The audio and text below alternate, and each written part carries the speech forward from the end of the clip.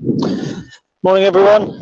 Really kind of windy, chilly November morning up here in the Wolds. Just adjust that a little bit. Quite out. Oh, nearly lost me there. Yeah, really chilly morning up here in the Lincolnshire Wolds. Just struggling a little, I'm afraid, here with the camera. There we go. Let's try that. Well, that'll have to do. So here we are doing a quick preview. Now, there's a reason I'm doing a preview now and not in the bar. Obviously, I did an in the bar programme when we played Mansfield. There's no match day live on a EFL trophy game. Tonight, I would have done an in the bar, but unfortunately, I've got a Zoom meeting at 5:30, which I'm not sure how long it'll go on for. I'll probably not get on. So I thought we'd do a quick conversation, a quick chat this morning just about today's game. A couple of mornings to Chris Keneally, who I've already had a little chat to on text this morning anyway. And a big morning to Dave Johnson over in the US. Dave, I shall check to see if you are the D Johnson that won, by the way, my friend. And a big good morning to Cornell as well, producing video content and blogs himself, which is great to see. So, we play Man City under-21s tonight. By the way, if the sound's not great, let me know, because it is windy up here, really windy. And it's a dead rubber game, isn't it, tonight? Mansfield beat Scunthorpe in the other game. So basically, Mansfield have got 3 points. They've played all their games. Scunthorpe got 1 bonus point from us. They've played all their games. We've got 4. I think it is. You get bonus point 5. Man City, you've got 6. Doesn't matter. Really doesn't matter. Don't think there's particularly seedings. Nothing for coming top of the group. So all that's at stake, and when I say all that's at stake, does it sound terrible, James? Oh, bollocks. I'm not quite sure how to sort that out. Sorry, James Otter says it sounds. The sound is not great. It sounds terrible. Hang on then, let's see. Can't put that. Is it the wind, do we think? Let's try putting that on that side. What's the sound like now? Let me know. Oh, Dalek, do I? Oh, okay. That's even worse. Hang on. Is that any better at all? I'll wait for some comments before I go on, because otherwise we will just bin this off, I think. Yeah, I've got my speaker on there. Morning, Gary. I think we're in for a hard game from Jake. Okay, I'll carry on, and if the sound continues to be bad, please do let me know. So yeah, the only thing that's at stake is 10 grand, and look, 10 grand is. I've tried to block it out, Nick. To be honest, it's the wind again from Richard Cross. It shouldn't be, should it? Not with this. I'm going to put it in there. How's that? That should be out of the wind now. So, well, technical difficulties. It's almost like being on the. Podcast, isn't it, with Ben? But I'm the one creating the technical difficulties. So Man City, how have they done so far? Well, look, they've had 2 great results in this competition. Let's not forget that. They've beaten Mansfield, I think, 3-0, and they've beaten Scunthorpe 4-0. So this is the cream of the young English football, the cream of youngsters, have beaten the second from bottom and fourth from bottom team in League 2. And bear in mind, Mansfield were woeful when we played them. Scunthorpe weren't bad when we played them, but you know they're not a great side either. So good results for Man City. Arguably something that we perhaps shouldn't read too much into. They want to finish on a high. What else do they have to play for? They're not playing in what I would consider any serious competitions. No disrespect, but you know the Premier League 2 isn't a serious competition. It's one that they will probably like to win. They'd like to do well in Premier League 2, but this is real action. You know, nobody writes in the newspapers about Premier League 2. Get to the EFL Trophy final, and they'll make headlines. And the EFL Trophy is always in the balance for me at the minute. I see I've got Craig Robertson on, who I know will be a vocal aggressor here. But if an under-21 teams win it, it devalues everything. So every year that there are no under-21 teams in the final, essentially we're keeping, or senior clubs are keeping the tournament alive. As soon as an under-21 team wins it, for me, it loses that final appeal. In fact, even if one gets to the final, the big appeal of this is seeing your team at Wembley. And I know, like Nick says here, headlines for the wrong reason if a youth team makes the final. 100% that I don't believe, I've said it a million times, I don't believe the EFL Trophy is a method of getting B teams into the Football League. I do believe if an under-21 team gets to the final, it takes everything away that it's meant to be about. Because I talk about the 10 grand for winning, I talk about the money, which is hugely important, but it's that lure of Wembley. And I know that a group of boycotters, absolutely within their rights, didn't go to Wembley, missed out on seeing their club play there because they didn't feel that it was the right thing to do, and I respect that. I got to see my team at Wembley, and it may never happen again. So I was absolutely delighted, but we weren't playing a youth team. And to be fair, we had flown the flag for football that day because we had beaten the Chelsea under-21s. They'd played Mitzi Bashuai at one point in the tournament. Rhys James and Callum Hudson-Odoi, who obviously has since gone on to be England players, played against us in that semi-final as well. So, yeah, I think we did football some justice, and arguably, Callum Goddard is an interesting point. If an under-21 team gets to the final, plant seeds in the minds of the big rigs that maybe we could see a path of getting into the lower league setup. Yes and no. I think if an under-21 team gets to the final, it strengthens those that have got the argument. I don't think B teams would ever get voted in. I know that clubs voted for Project Big Picture, and you'd get some plum like Dale Vince voting B teams in because they think it's a good idea. But there's no evidence that B teams work outside of, Barcelona, because Pep Guardiola, I think, came through Barcelona C, Barcelona B, then to A, then he managed Barcelona B, Barcelona A. But it doesn't work as a wider project, and I don't think the Football League would ever allow it. But if an under-21 team gets to the final, excuse me, it does strengthen the argument. Anyhow, that's not the discussion for today. Mainly because, what a shock, I've lost my dog. Manchester City under-21s are. Now, I think this is going to be probably as challenging as the Chelsea game. The Man United game that we lost last year in this competition, I actually thought we should have won.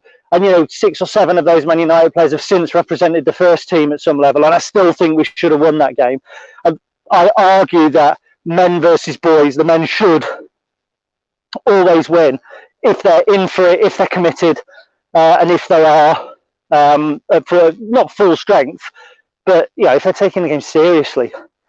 And I don't think a lot of clubs do take this seriously, and I think in these cash-strapped times, that is a woeful miscalculation. Woeful. 10 grand right now is probably worth 3 times what it was last year.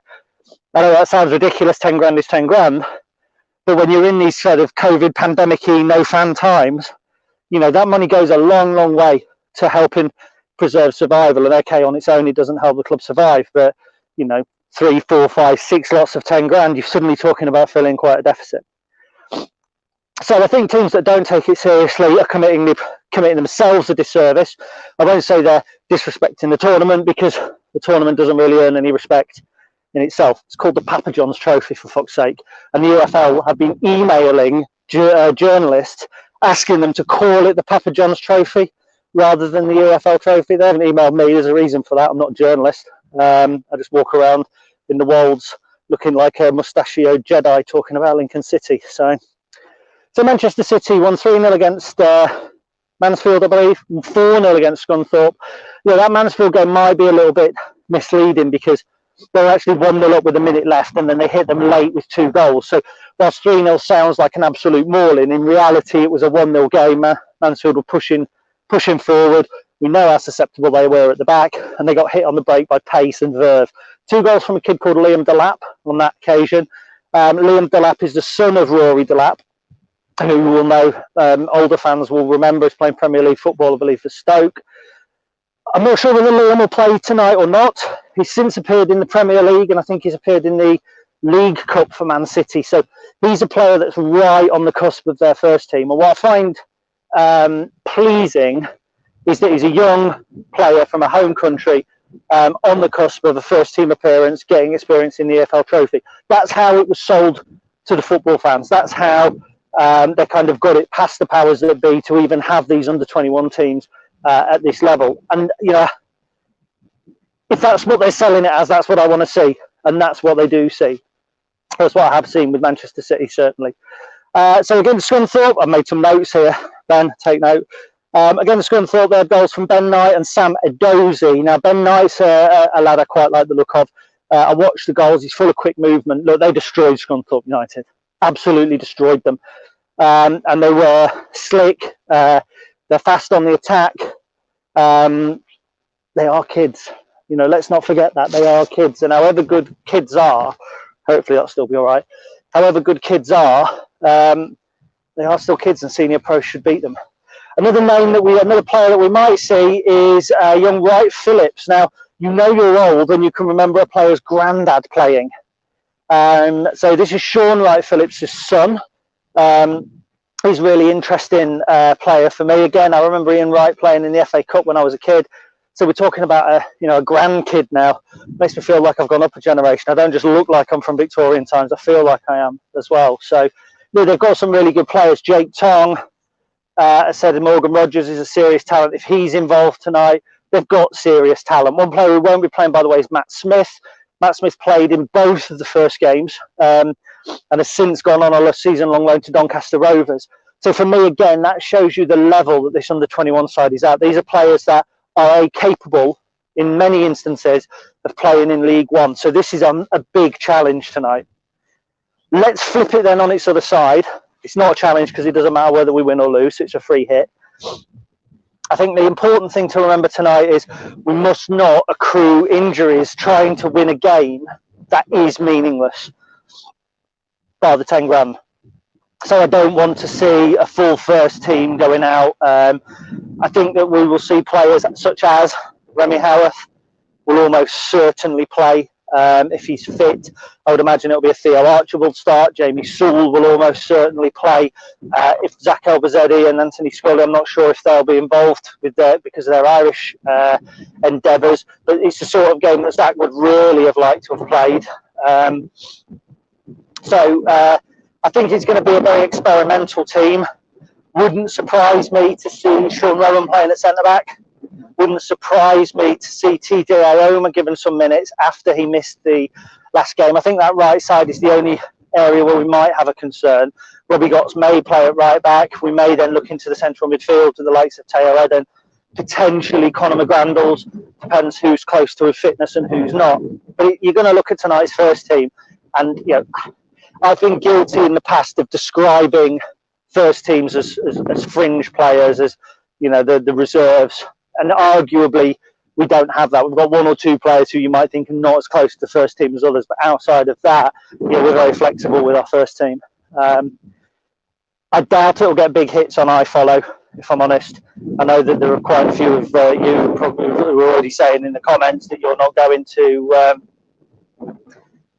who do we have Saturday? Accrington, I think, Jake. That you're not going to watch it. I think it's going to be, a poorly watched game. I shall watch it. With it on iFollow, I feel almost duty bound, given that kind of on a website. If the game's on iFollow, I feel like I have to watch it. I wouldn't go to this game if it was at Sincil Bank.